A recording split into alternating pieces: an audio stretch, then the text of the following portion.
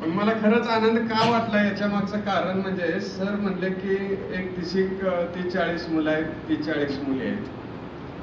तर आता या पृथ्वीवर तुम्हाला मुली म्हणणारे फक्त एवढेच आहेत.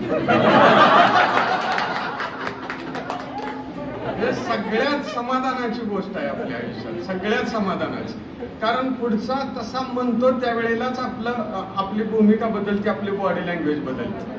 म्हणजे सासरवाडीत जावाई कसा आब राखून असतो की जेव्हा म्हटलं तरी 3दा म्हणतो की नंतर जेवतो, आणि तो सकाळ उठून दुसऱ्याच्या लग्नात पुढची मागं उभा असतो. तर भूमिका बदलते. तर आज शिक्षकांच्या समोर आज खऱ्या अर्थानं तुम्ही मुलींच्या सारखं वागला. माझं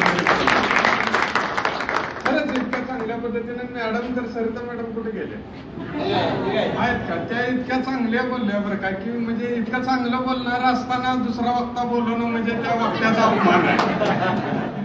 खूप छान बोलले. आणि खऱ्या अर्थानं की एखादे शिक्षक असतात, एखादे विद्यार्थी असतात आणि साहित्याच्या संस्कारात वाढत असताना मला हे कार्यक्रम, NSSचे कार्यक्रम खरंच आपले वाटतात. एक आपुलकी, एक जिव्हाळा त्याबद्दल नेहमीच राहिलेला आहे की एका शिक्षकांच्या मनामध्ये तो विचार येतो की आपले विद्यार्थी पुढे आहेत, 30-40 वर्षानं विद्यार्थी आपल्या समोर येत आहेत आणि त्यांचं काहीतरी चांगलं झालंय, चांगलं झाल्यानंतरचं ते पाहणं आहे ते खऱ्या अर्थानं आनंददायी आहे. की आता मागील 1.5-2 महिन्यापासून सगळेजण प्रयत्न करतात की हा सोहळा व्हावा म्हणून.